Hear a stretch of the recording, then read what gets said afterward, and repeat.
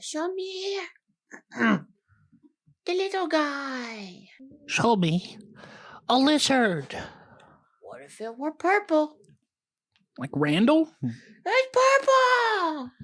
Did you mean Randall from Monsters Incorporated? Monsters Blink? Monsters Inc.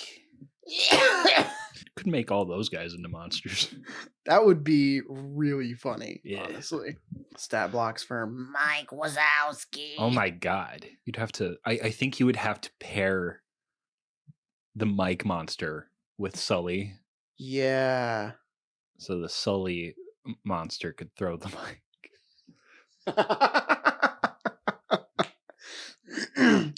It would be really crazy to have like one monster that's like the muscle and then one that's like the brain. That kind would of thing, actually like be they kind work of in awesome. tandem. Oh yeah. Like it's a naturally occurring symbiotic relationship. Hell yeah. Welcome to Summongreaterpod podcast. A podcast about homebrewing homies. This week I got shaved. you got shaven. They cut it all off. you look Gone. you look good. I really like it, honestly. It was rather alarming when I walked into this house because you looked like, well, my roommate from college. It did look very different.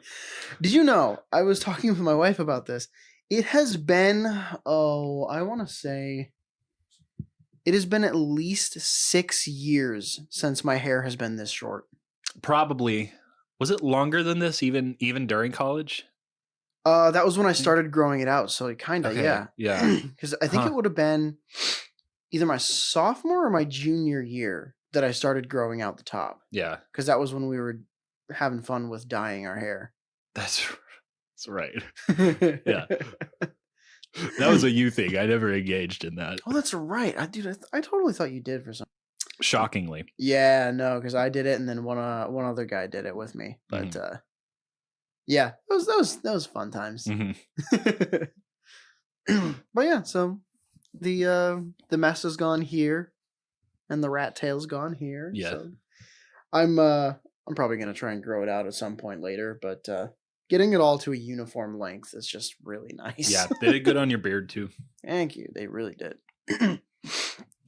Anyway, I've got a story I need to share from this weekend. Oh God. Okay. So I went to a Breaking Benjamin concert with several of our friends. And I stepped out for a bit to use the restroom at this huge arena. So like, big echoey bathrooms. Oh yeah. Like 400 feet tall for no goddamn reason. Very tall. Yeah. There's this dude in one of the stalls. He's singing. He breaks out in song, rather, while I'm in this bathroom. Was it like one of the band's songs, or just like No? He's just going No, for it. He's having his own concert. He lets loose a beautiful rendition of the American national anthem. What? And I'm going to attempt to recreate exactly what he did. Oh no! In this restroom.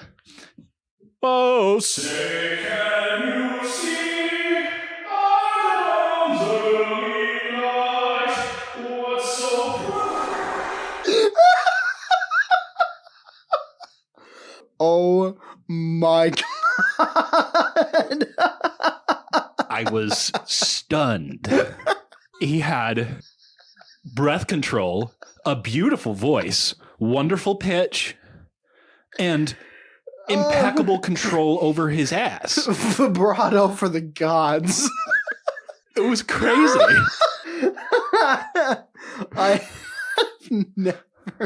I've heard like funny internet stories of like people singing in the bathroom and just like ripping ass so hard, but like somehow it's just twice as funny when it actually happened to someone you know. Yeah. Well, I couldn't believe I wanted to like burst out laughing, but I was just so shocked. It was like I thought you were going to say, like, I couldn't believe my luck. Like, this has happened to me. I did feel a little bit blessed. Yeah. But no, it was like just like walking into a Tumblr story, you know? Yeah, so that was a wonderful thing that happened to me. Another wonderful thing that happened to me recently is I ran a one shot You did. for y'all and for my younger siblings who Mhm. are not D&D players. This was their first experience doing so. First foray into the world. Yes. And they're both like, you know, nerds. Really huge fucking nerds. So they were a good fit from the beginning. Oh yeah. I'm very proud of them. They got very into it and did very well. And I am proud of myself for I think running a pretty good session. That was my first time DMing in several years. Yeah. And I wouldn't change much, honestly. I thought it went just fine.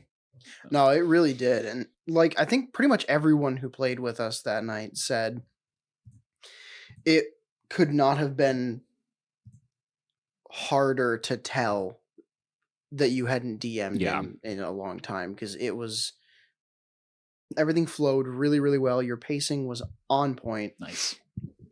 Yeah. Because you hadn't really consistently run a table since kind of toward the middle of our college career there, or toward the end. like the summer of 2020. Okay. Yeah. Yeah. Like I ran a few sessions for you and Sophia online, and that was all I had ever done at that point. And until this one shot. Wow. I keep forgetting that. For Yeah. some reason, like, I know that I've said this several times before because we've had this exact conversation Yeah. before. But it still baffles me that those like 3 or 4 sessions that we had were the only ones you had ever DM'd. Yeah. Like, I still like look back and I'm like, you did pretty good. Like, yeah, there was some tweaking that needed to be made, but that happens with every play group. With Like every back campaign. then, you mean? Yeah, back then. Oh, dude, back then it was bad back then.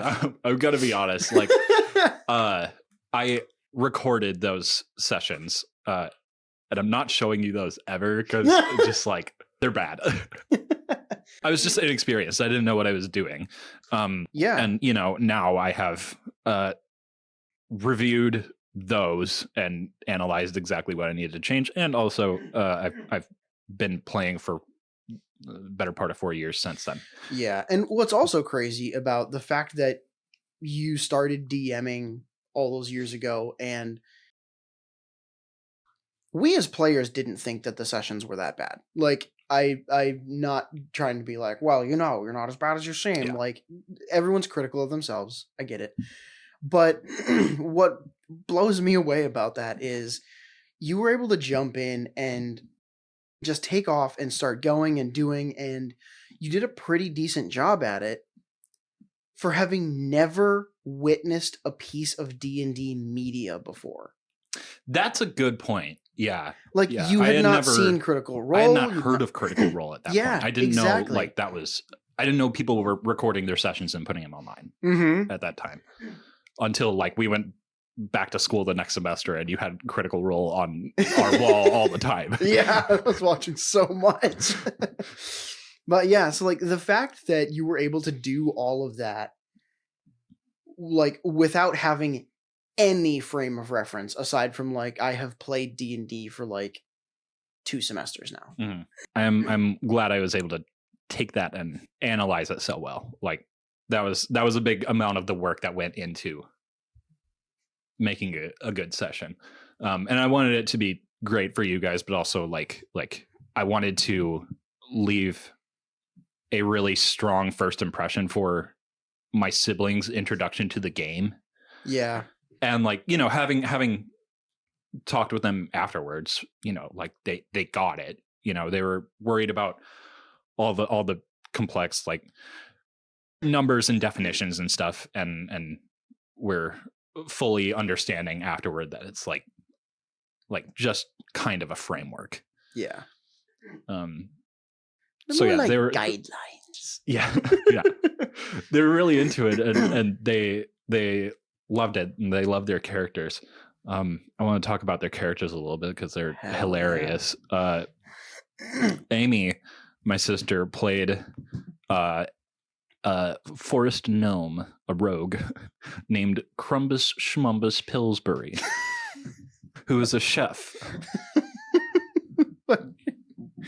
Oh, it had like just barely left my memory. Like I'd just forgotten the name of her character until you said it.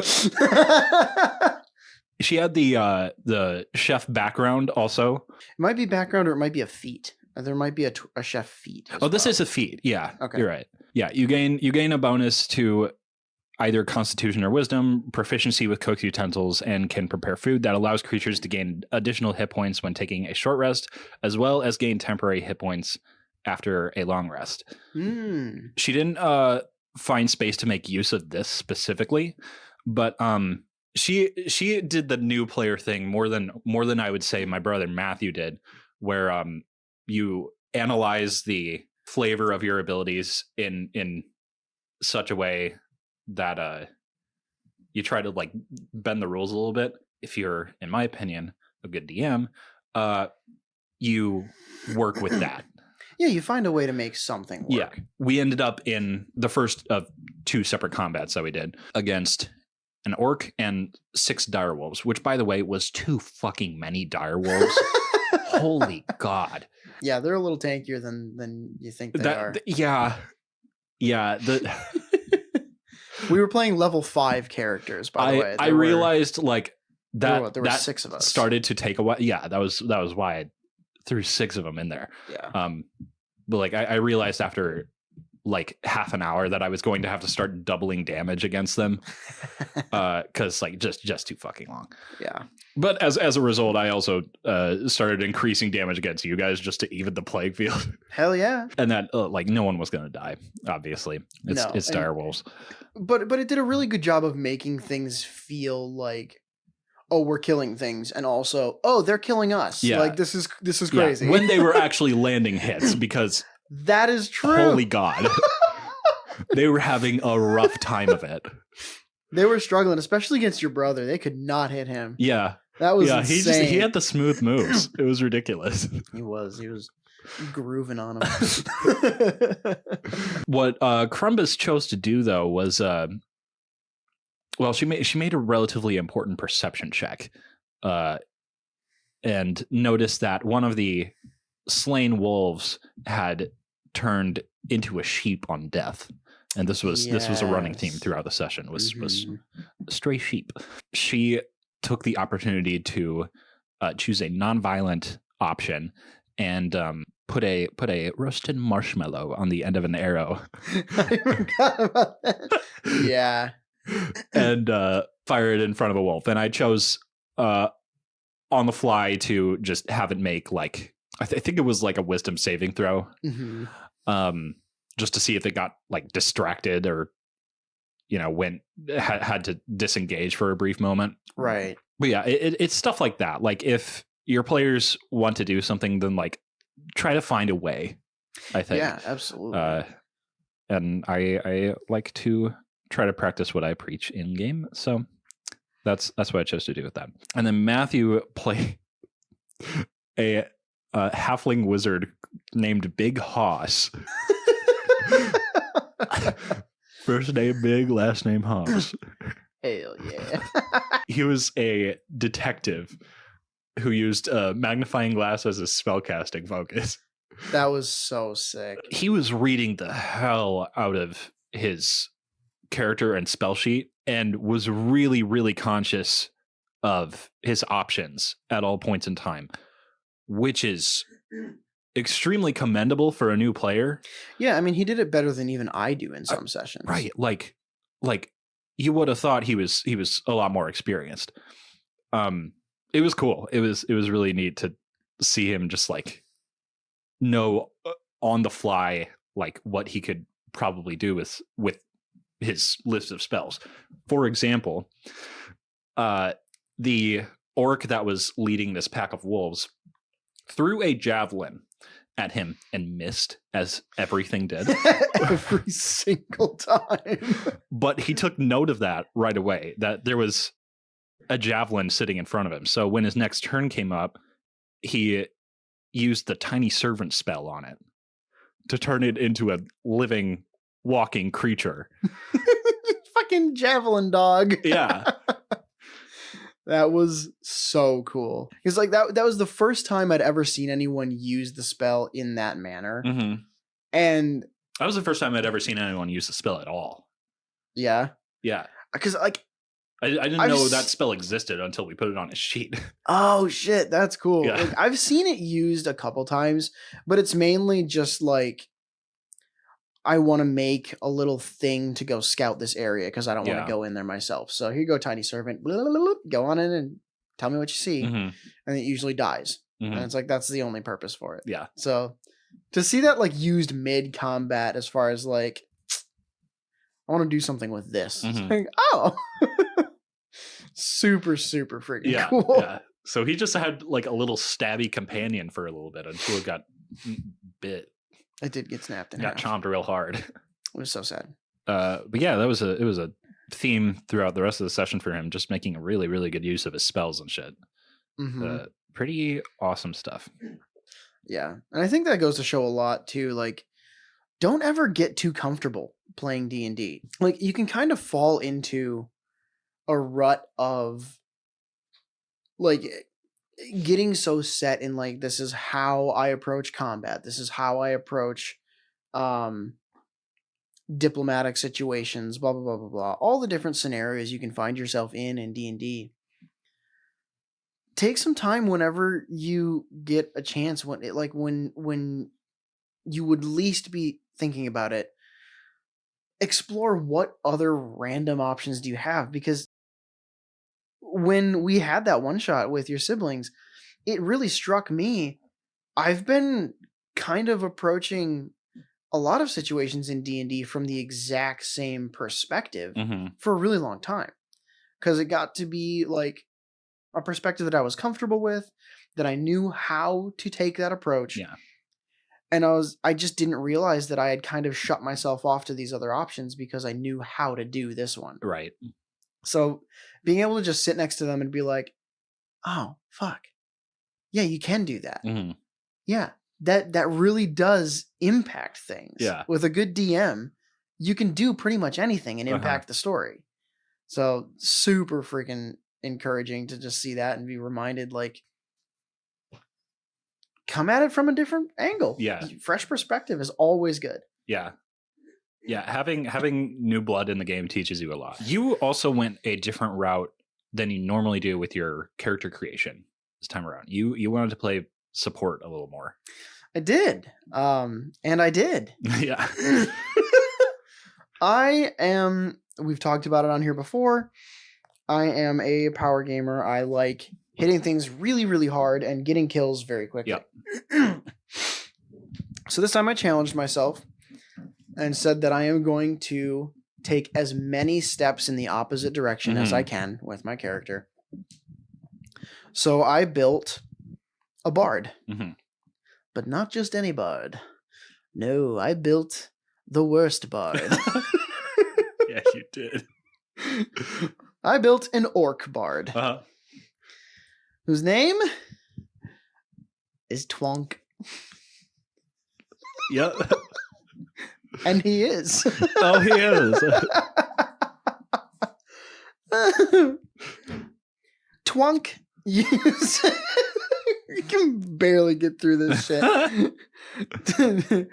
Twonk uses a lute as his weapon. We talked about it, and we went kind of the route of the Dungeons and Dragons movie, where they had a reinforced lute, and we basically gave it the great club stats for Twonk to wield if he ever needed to hit something with it.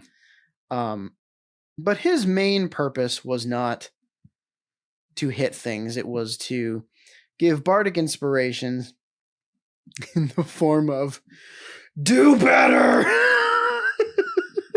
He was very direct. He was extremely direct, and it was so much fun. I also gave him one of my personal favorite items for bards, the Reveler's Concertina, which a concertina is like an old-fashioned accordion.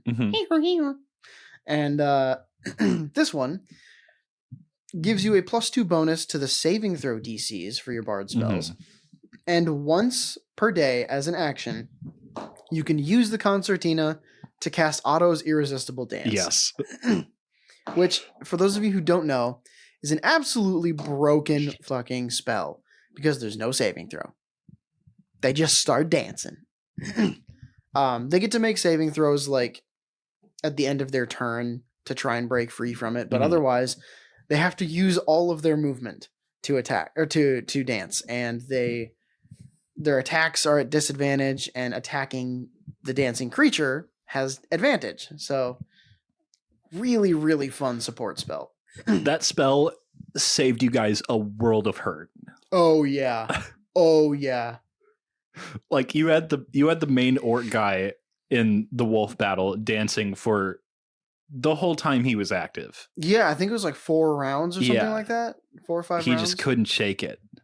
Which was nice because we could just back away and kill the wolves. And he was just useless And for a little while. Oh, the way he would have rocked your shit, man. Just out of commission for so long, though. So fucking fun.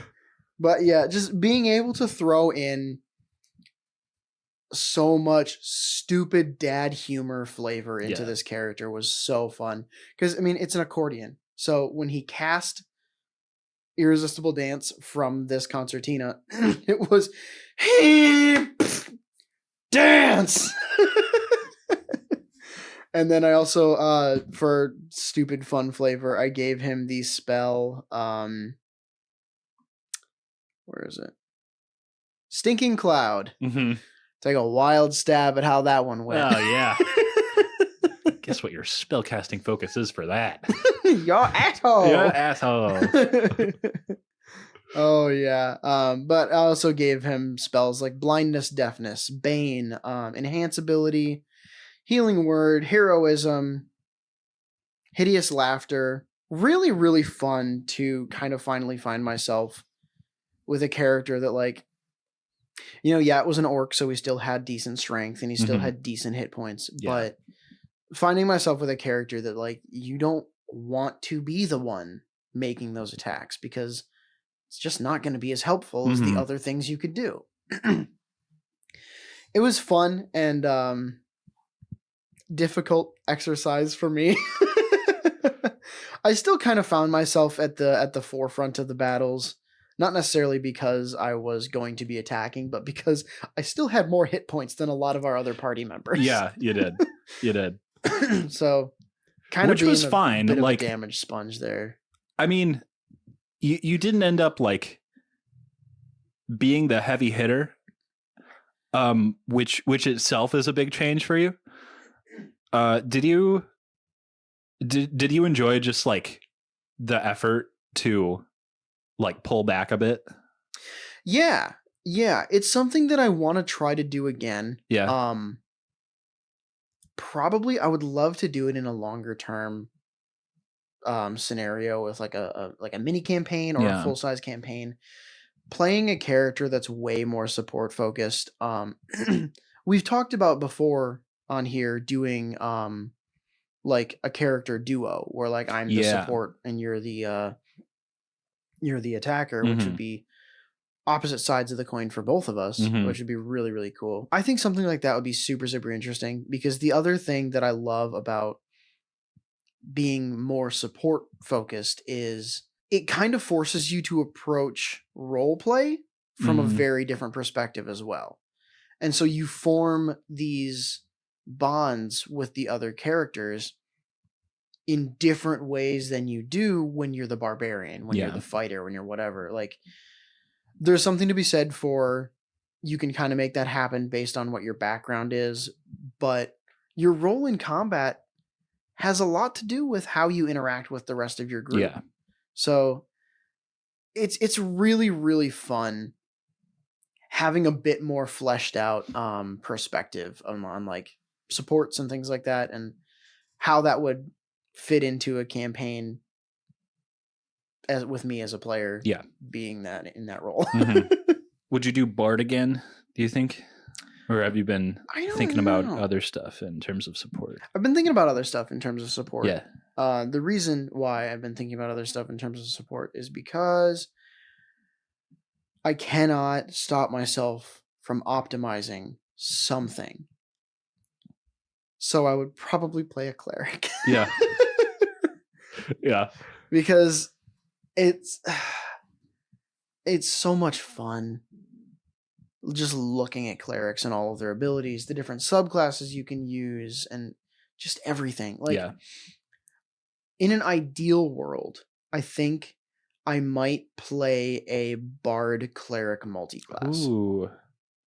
That is interesting. Because there's some really specific stuff that you get from bard, Yeah. like the skills and expertise and things like that. But then the versatility that comes with cleric. Because the thing that I think is hardest for me about building a support character is I don't want to get stuck in this box of, here are all of your healing spells. Mm-hmm. This is what you do. Go out and restore hit points. Yeah. I like doing the more exciting stuff, like enlarge reduce, one of my favorite spells in existence. Yeah. It's like enhance ability is another really good one. You can give someone advantage on charisma checks, and then they can go talk to a shopkeeper or something. Like, there's so much really cool stuff you can do, and I don't want to get stuck in healing word, cure wounds, lesser restoration. Yeah. Like, I don't want that to be my whole identity. Yep. So just kind of spreading that and going in different directions with a support character would be really fun. In the future, I wanna have, you know what? We should just do this anyway. I was gonna say, like, I want to have our friends in the group on to talk about their characters, because I intend on revisiting them. Some of you in particular have created monstrous backstories that I find extremely compelling and I want to get into. Mm-hmm. My wife was one of those. Yeah. Yeah, she and Aaron in particular. I think Bailey has secretly been cooking with hers behind the scenes, like possibly even after the fact. Probably. Bailey's always thinking about D&D. Yeah. At any given time, you can text her and be like, "So, what do you think about this character?" And she's,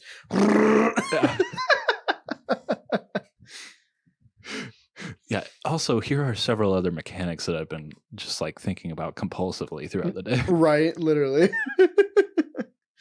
And then there's again, back to my character whose backstory is hilariously simple, which was Twunk had exactly two ambitions in life. One was to find and enjoy the delicacy, which was a Giga chicken omelet. And one of his life goals has been achieved at the end of the one shot. Yes, he finally was able to. We encountered the Giga chicken, and it laid an overwhelmingly massive egg. It was so thick. It was. We had to tap it like an ale barrel. Yeah. Bigger egg to body ratio than like an ostrich. Terrifying. But also just a fan of the image I used for that. That was fucking hilarious. Fucking Pal World chicken. Chickapee. But yeah, the only other aspiration Twunk had in his life, I shouldn't say has, he's still alive, is to go to a bard college and learn how to play the songs of his mentor and favorite bard in the world, the king of bards, an elf named Presley. Yeah.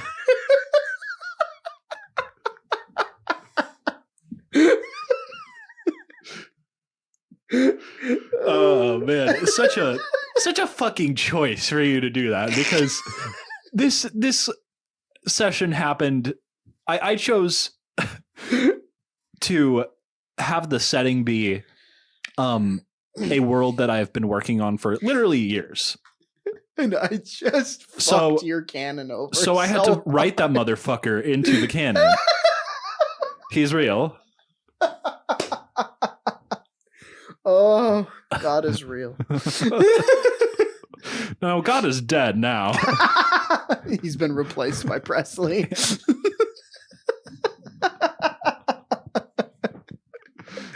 Oh my God. It makes me so happy. It was hilarious too, because that was like a morning of decision too. I was like, Sam, I've got an idea. And I could just like hear the eye roll from the other side of the phone. Just like, all right. I'll tell you what it was. It was twofold. Because when you texted me about the character, I was driving through Taco Bell. Oh, okay. Yeah. So I gave him my order and pulled up to the window and then received the text, and I'm like, twonk. And then the morning of, I'm helping Amy build her character, and you send me that, and I'm like, oh, Jesus Christ. Sounds like a fucking Johnny Cash song. An orc named Twonk. And she goes, "What's up?" And I'm like, Elvis exists in this world now.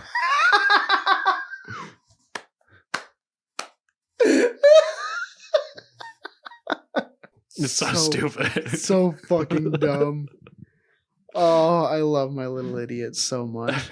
He's great. I like that character a lot. I'm excited to do something with him again. Yes, very much so. For the past hour or two before starting our recording, we've been working on a couple things. Fucking cooking. We had some ideas that came immediately after the Pokemon episode that we did several weeks ago. And we have more of them, more Pokemon subclasses. So many Pokemon, dude. This is probably going to be a recurring thing a lot because of how fucking much we love Pokemon. I think it will be. Yeah. I think that's totally correct. What if you got first? Do you have 2 ready? Sam, I have 3 ready. Jesus Christ, man! We don't have to use all 3 of them this time. Holy. We'll see what we get to. I want to talk about the one that I am the most excited for because it's the most drastic of like an undertaking for this class and subclass. I've made a Paladin subclass. Okay.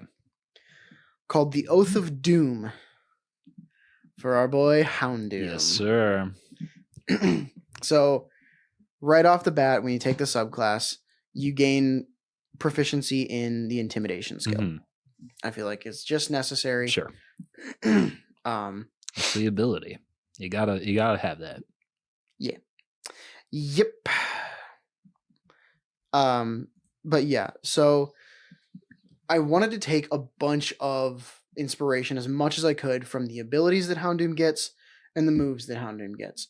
Some of these are pretty big aspirations, but one of them, Channel Divinity, Infernal Disruption, which is a reskin of the Unnerve ability.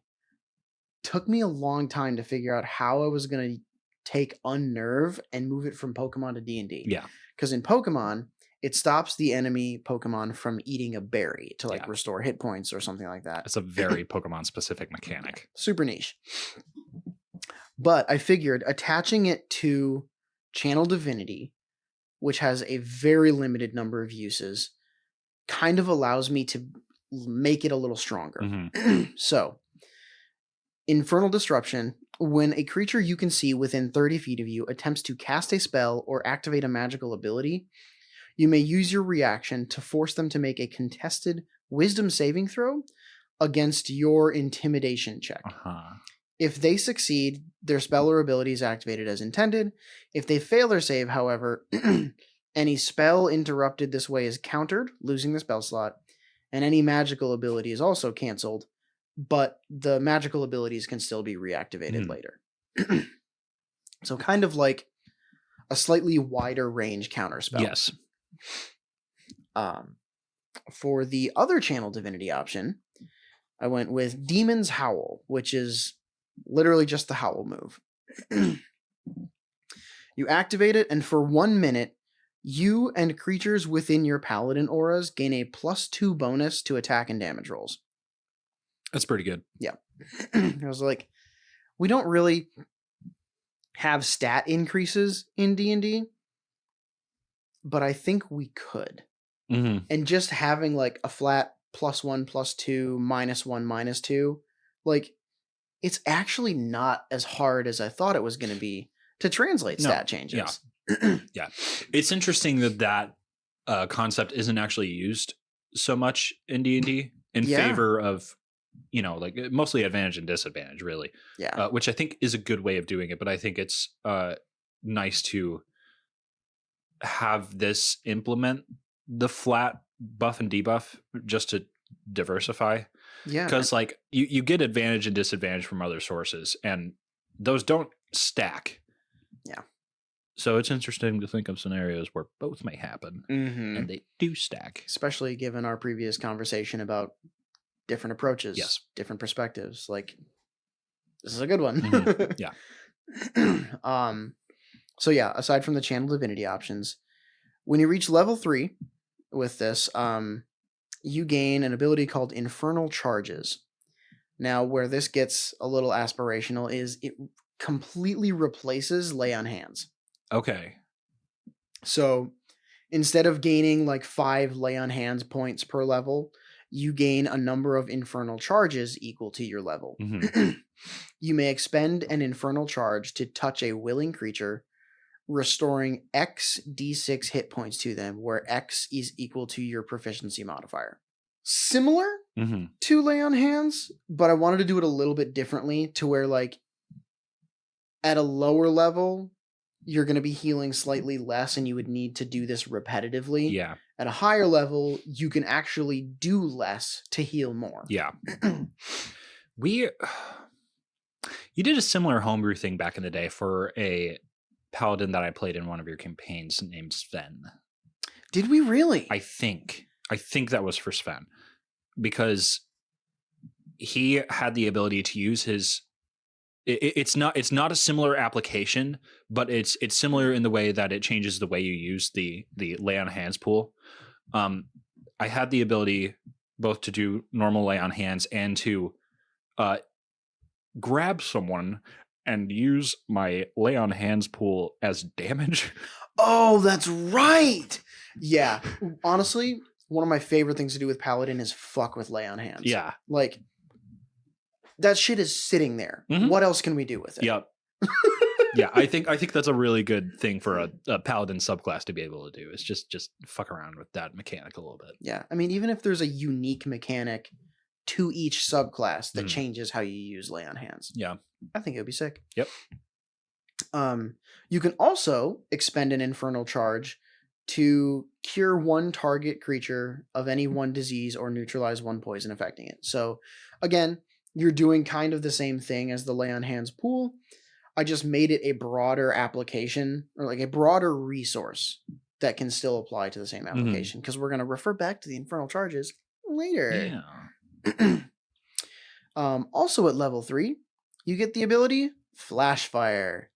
This, again, will be replacing the Divine Health ability that you would get. Mm-hmm. Divine Health, I believe, makes you immune to diseases.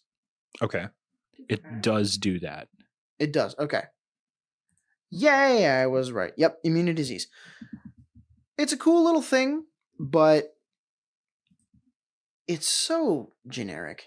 It's super generic, and there are a lot of campaigns where diseases don't even come into play. Yeah, it's so situational. Mhm. Like that, diseases are an afterthought in running the game. Yeah, like it's one of the things where, like, I read this while I was making this subclass, and I was like, Divine Health, what does that do? Oh, should I be giving people diseases? Like, I was like, as a DM, like, is this something I am failing in? Well, it's because there's not many things that player characters or even monsters can do that cause disease. Yeah.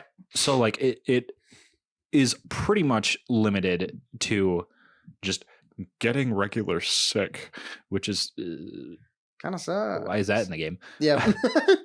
This is D&D. I don't want to shouldn't get be a cold. entirely, but like no one thinks about it for Yeah. good reason.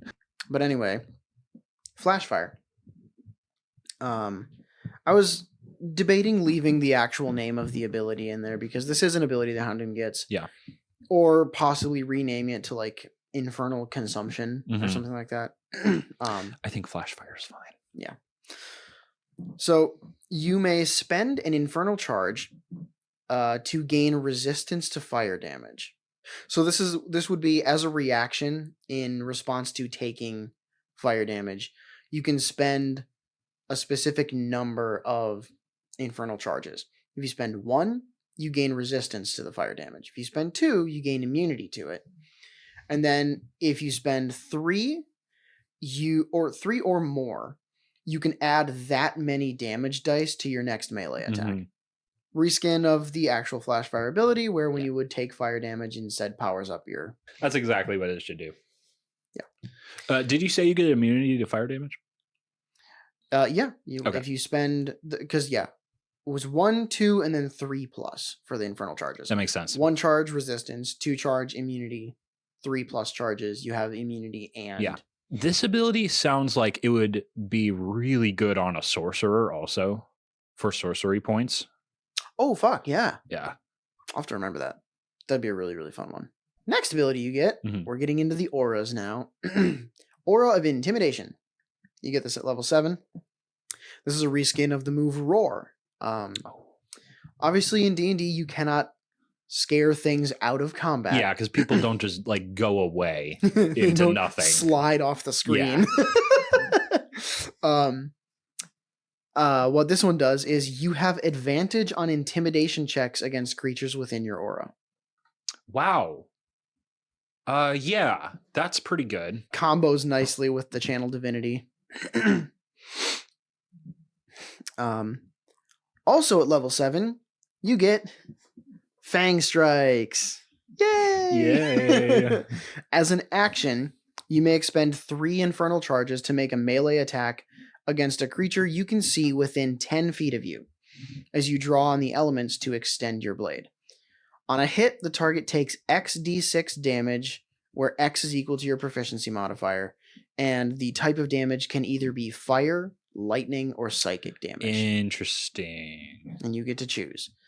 Because Houndoom gets Fire Fang, Thunder Fang, and Psychic Fangs. That's very clever. And for those of you asking me why I didn't do thunder damage instead of lightning damage, because Thunder Fang deals lightning damage. It's an electric type move.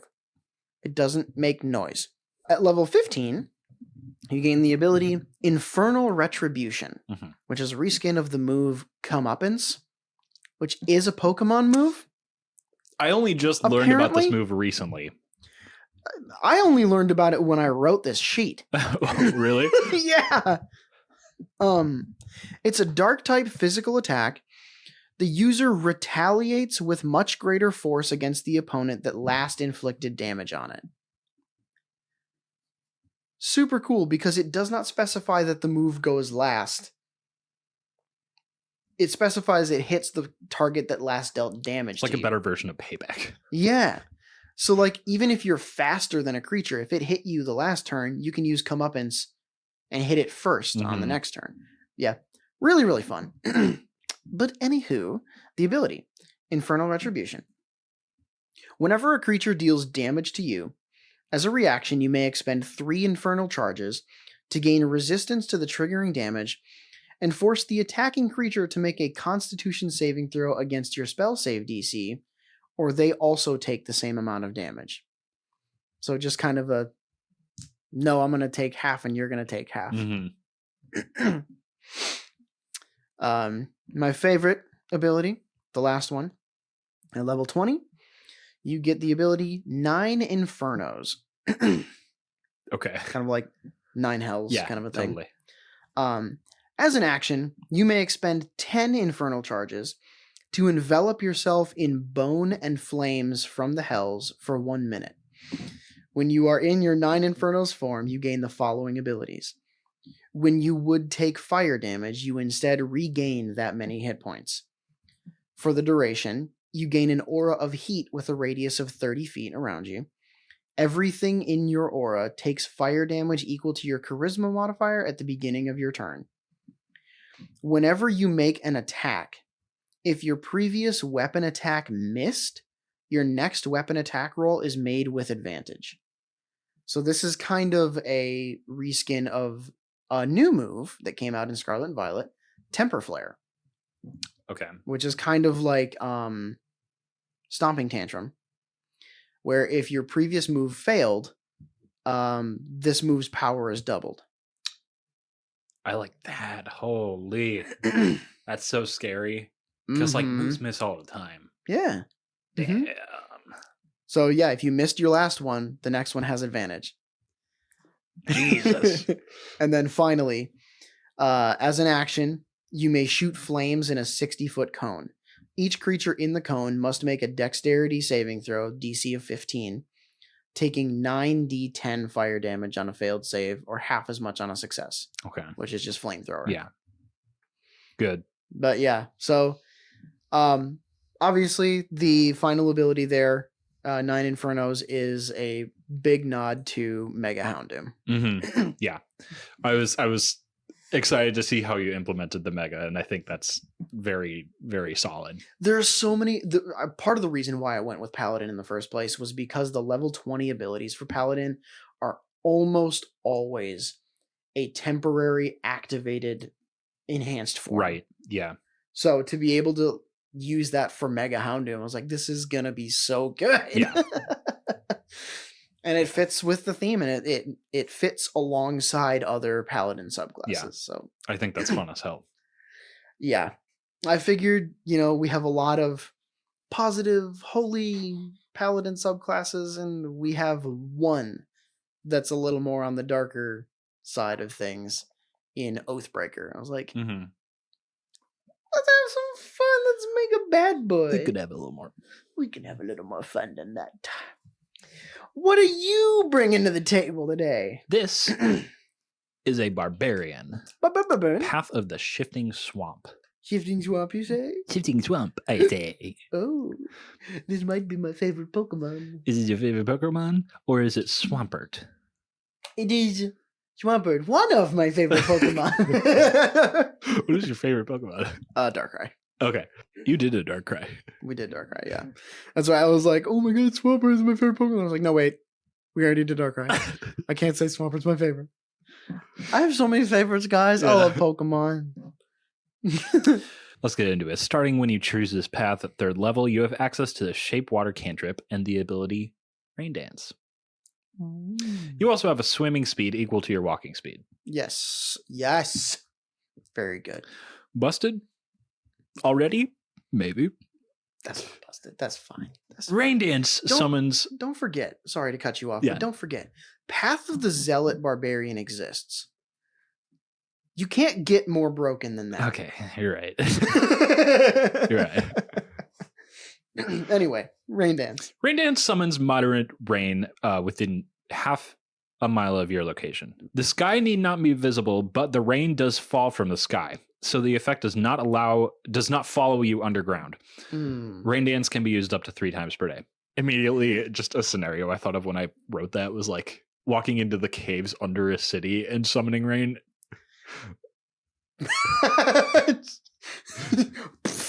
Like, there's got to be a use for that. It'd be so funny. That would be hilarious. Also at 3rd level, Torrential Rage. Starting when you choose this path at 3rd level, when you enter your rage, water gathers around your hands to create fists several times the size of your own hands, liquid in nature, but striking with the force of a solid object.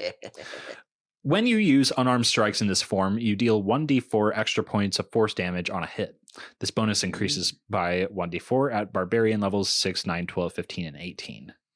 Oh, multiple D4s. I love that. I was going to say this is reminding me a lot of how the monk's unarmed strike increases in a die size. Mm-hmm. So it goes from like a D4 to D6 to D8 to D10, blah, blah, blah. I wanted the minimum to be more progressive in nature than 1. That is phenomenal. Yeah. That is such good flavor. In this form, you're also resistant to fire damage. As a free action, you may dispel the effect on one or both hands in order to wield a weapon or use an item. Nice. So you do not have to do this.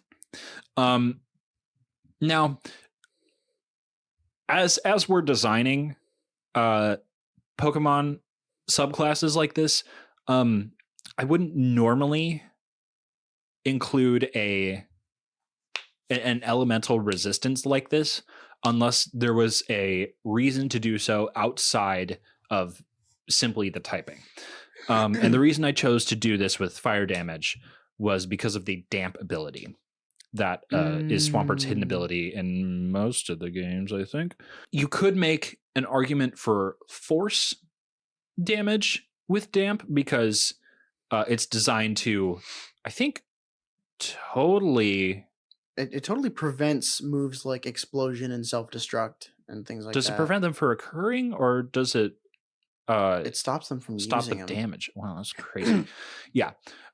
So I chose to adapt that as a resistance to fire damage because most explosions that happen in D&D are going to be fire damage. And also, I'm pretty sure at some point in its evolutionary line, the Mudkip Swampert line gets access to both water sport and mud sport. I think that is probably true. If not, there are so many other Pokemon that use water sport and mud sport. You may as well throw it in there. Those are just two moves that water sport weakens the effects of fire damage in the battle, and mud sport weakens the effects of lightning damage and electric damage in the battle. You know, this is shocking. Doesn't not get it? But they never do get that. That is so weird. That is such a tiny little thing that I honestly would change about Pokemon. One moment. I wonder if these moves were removed at some point in time. They were. Oh. They totally were just deleted from the game. Because I was going to say, I feel like in Gen 4... Yeah, Mud Sport and Water Sport both are not in the game from Generation 8 and onwards. Okay. Well, Sword and Shield said, no thank you. Also, you're just a moist boy. Yeah. Fire can't hurt you if you're slippery and slimy. Beginning at 6th level, your control over water is increasing, and you gain control over the water in the ground. Woo! Earth juice. An amount of times per long rest equal to half your barbarian level. You may summon muddy ground water to soil your foes and disturb their attacks. The water is expelled. Do you have something to say? I'm sorry. Using the word soil in that manner will never not sound like you're about to say soil your pants. I wrote that knowing that was the first thing that would come to your mind. Yeah. We know each other. Like I'm typing like he's going to be thinking about shitting his pants. As an action, you may shit in someone else's pants. Basically what you do. No, that's what prestidigitation's for. Did you know that, D&D community? You can shit someone else's pants with prestidigitation. You can shit someone else's pants with muddy water. An amount of times per long rest equal to half your barbarian level. Do you think that is too many? No. Okay. Mm-mm. Giving barbarians more abilities that are not swing, hammer, hit hard. True. Always a good thing. Yeah. Like, there are so many other options for every other class. It's also not a spell, so it's not going to interrupt your rage. No, exactly. See? This water is expelled from the ground in front of you when you stop or bring down a fist, launching in a 30-foot cone. The affected area becomes difficult to terrain for the next 12 rounds. Seconds. Sorry, 12 seconds, 2 rounds. All creatures in the cone must succeed on a dexterity saving throw, being 8 plus your con mod plus your proficiency bonus, or take 2d6 force damage and gain disadvantage on all attack rolls for the next 30 seconds. Only taking half the damage on a successful save. Muddy Water's damage increases to 46 at 10th level and 66 at 14th. That's awesome. A lot going on there. Notably, 2 different timers. Yes. That start when you land the move. Mm-hmm. That is what I'm kind of questioning after the fact. No. I don't think you should question that. Everyone else has multiple effects happening, usually in combat, that they have to track. True. in our last session with my character Ito, Yeah. I had so many effects happening at the same time. I started writing them and making check boxes at the Yeah. bottom of my page so I could track how many rounds each of them had been active for. Yeah. I had 8. And we 8 only made different things at once? Yes. What? And we only made it halfway through that combat. Oh, God. So if a How'd you have that many? There weren't even 8 rounds. Okay, maybe it was like 5 or 6. That's still so many. Holy shit. Yeah. Yeah. I activated a lot of non-spell abilities, and other people Yeah. cast things on me. That's was the true. thing. That's true. Yeah. Yeah, you had some bonus action shit going on too. Mm-hmm. But yeah, Damn. so all that to say, if a barbarian needs to track 2 things while they're hitting stuff, they can do that. Yeah. That's fine. Barbarians need to have a little bit more complication anyway. Yeah. Fuck them. A little more tact, a little more. Yeah. Chill the fuck out. Sit down and count like the rest of us, motherfuckers. What are you so angry for? What are you, raging or something? Get out of here with that. But anyway, back to this thing that we're creating just for the barbarians because we love them. Swift swim. Swish, swish. At 10th level, water invigorates you even more, and you become more limber in its presence. When you are in rain or swimming, your movement speed is doubled. Additionally, your unarmed strikes gain a slowing property, halving the movement speed of those hit by your unarmed strikes until the end of their next turn. Yeah. There are 2 things going on here. What do you think the second one is? There are a few moves that could be sort of considered signature moves for Swampert. And I chose to incorporate one of them into this ability. It's a ground type move. No, It's not. it's actually not. The first thing that comes to my mind is Icy Wind because it reduces speed, Nope. but that's not it. Wait, is this a move or is this an ability? It's a move. It's a move.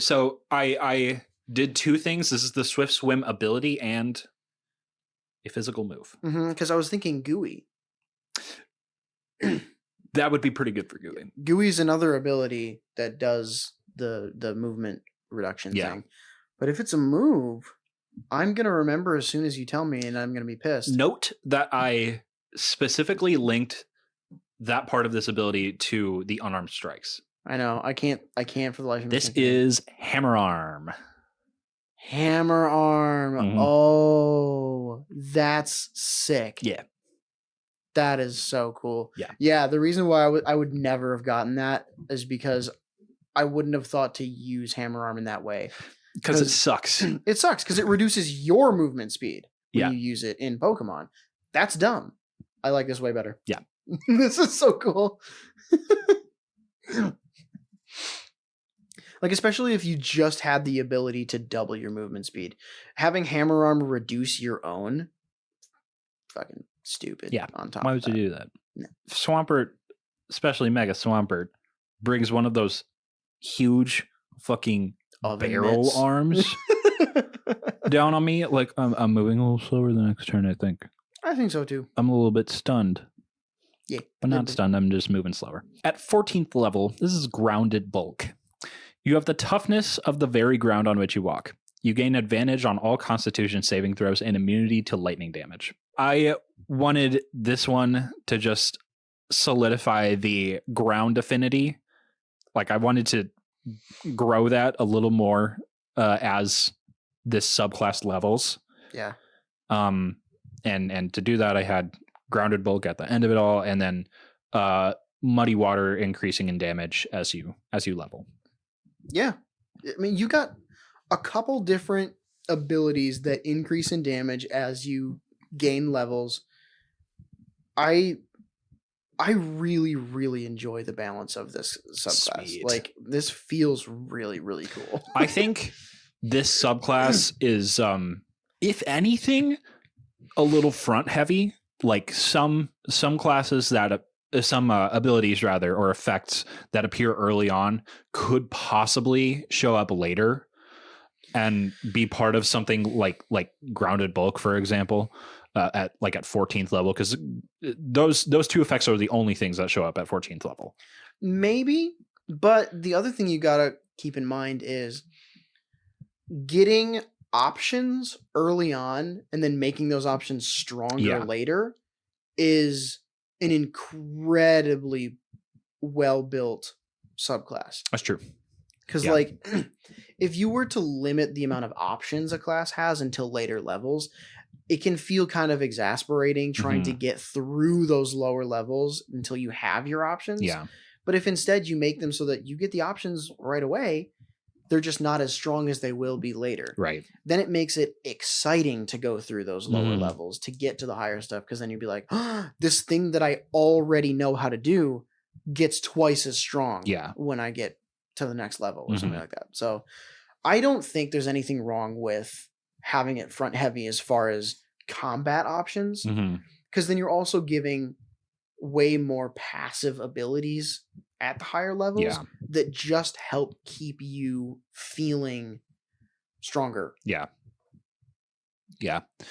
I also chose to kind of blur the line a bit between base Swampert and its mega throughout this subclass, because I feel like, I mean, they look very different, but gameplay wise and even ability wise in like the anime and stuff, they're not terribly distinct from each other.